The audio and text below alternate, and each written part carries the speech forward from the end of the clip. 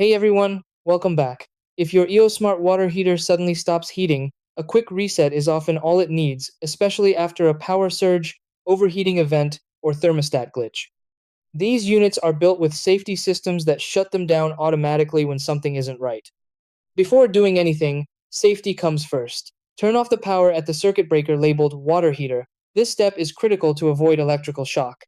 Once the power is fully off, remove the front cover of the unit using a screwdriver.